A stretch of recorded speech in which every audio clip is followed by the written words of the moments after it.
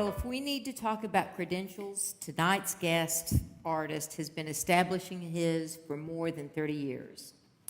Just to give you a few highlights, Verlon Thompson has written hit songs recorded by Jimmy Buffett, Alan Jackson, Dierks Bentley, Anne Murray, the Nitty Gritty Dirt Band, Kenny Rogers, Randy Travis, Del McCoury, Sam Bush, Trisha Yearwood, Pam Tillis, Susie Boggess, Barbara Mandrell, Tracy Bird, Guy Clark, Jerry Jeff Walker, and Rambling Jack Elliott, just to name a few.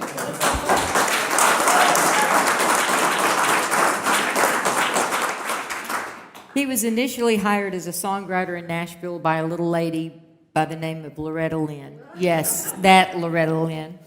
And many of his songs have spent time in the upper echelons of the Billboard Top 10 chart. He has Grammy and IBMA Song of the Year award nominations, and several of his songs have earned BMI Million Airplay awards. Not bad for a fellow who, to the general public, is best known for his guitar picking and 20-plus years he spent as Guy Clark's sidekick. But he's a songwriter. Verlon has been to Kerrville, Texas many times, including an appearance a little over a year ago at Music at the Mansion. These days, he's been the subject of a video documentary that tells the story of his musical life, and he recently has added hosting a PBS television series to his resume, a program not too unlike this one, but he's really good. Anyway, I could sing his praises all night long, but I'd rather get on with letting him do his magical show and tell, all about the art and craft of songwriting. Please welcome back to Kerrville and to Schreiner University, Verlon Thompson.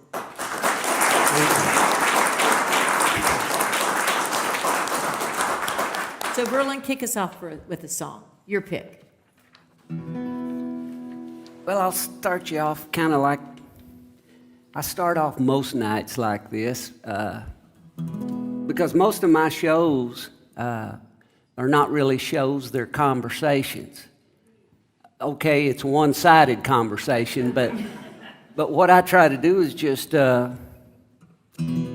explain to you guys how I got here, where I started, and how it all came to be, and it takes all night to tell it. But I start off like this, and I'll try to do the short version because it can get long. The first thing I do is I usually walk out into the audience, and they panic. And I tell them, don't panic, I'm just checking you out to see what I've got to work with tonight, you know. And I tell them it's okay if they don't know anything about me. It doesn't matter, because by the end of the night, they're going to know all about me.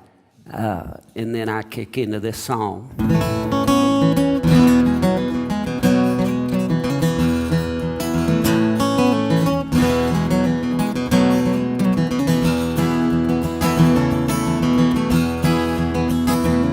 Well, I went to Nashville 40 years ago from Oklahoma. I walked away from rock and roll to get my honky-tonk diploma. I was hungry, young and hungry, and I was looking for an offer. And Miss Loretta Lynn, she took me in, that sweet coal miner's daughter. Bless her heart. But she never did do one of my songs. But one day she set me down and she said, darling, you should hang around with guys like Holyfield and Harlan. Now let me stop here and explain who I'm talking about when I say Holyfield and Harlan. I'm talking about two great songwriters that came to Nashville about 10 years before I came there. The first being Waylon Holyfield. Waylon Holyfield wrote a bunch of big hits. The one you might remember the most is Could I Have This Dance for the Rest of My Life? That's Waylon Holyfield. And when I say Harlan, I'm talking about another great songwriter that came down from Detroit City, a guy named Harlan Howard. Harlan wrote songs like, well, Harlan wrote everything that Waylon Holyfield didn't write. So between the two of these guys, for about 10 years, they just dominated the charts. And that's why Loretta Lynn set me down in a chair and said, now, darling, you should hang around with guys like Holyfield and Harlan. She said they go to lunch and they smoke cigars and they don't drink a glass of brandy. She said they write big hits and they leave big tips and spend their evenings with their families, which sounded perfect to me.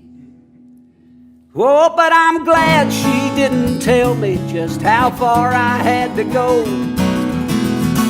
In this show we call the business, in this business we call show.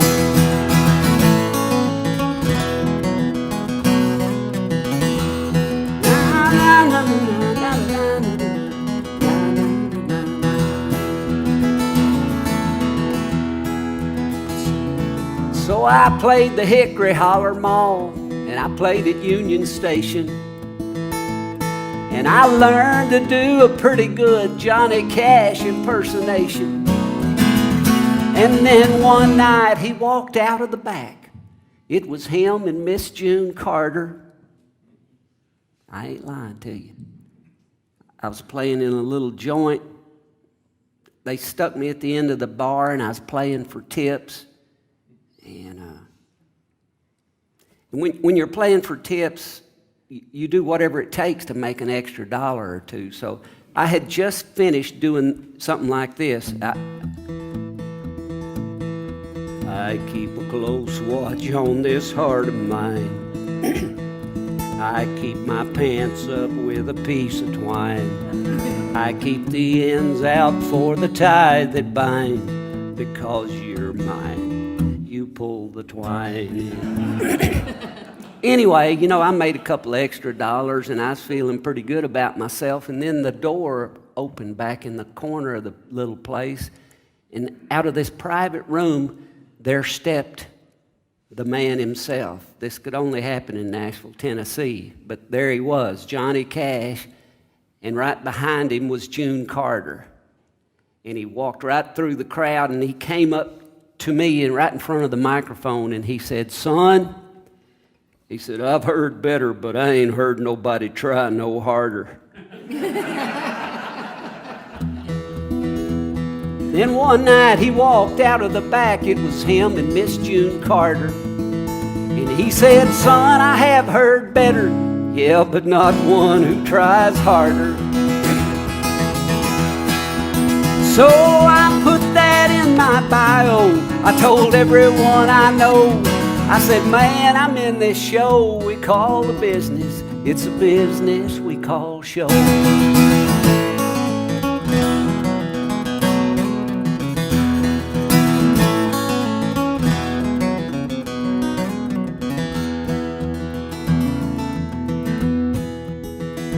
Well, it was Waylon Holyfield that introduced me to a Mr. Jimmy Gilmer of the Fireballs.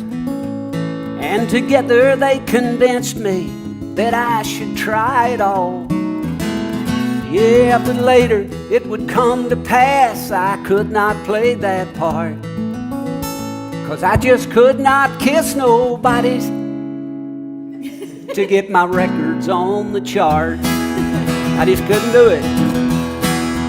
Oh, but my mama, she's still waiting. She listens by the radio. I say, mama, it's just a show we call the business. It's just a business we call show.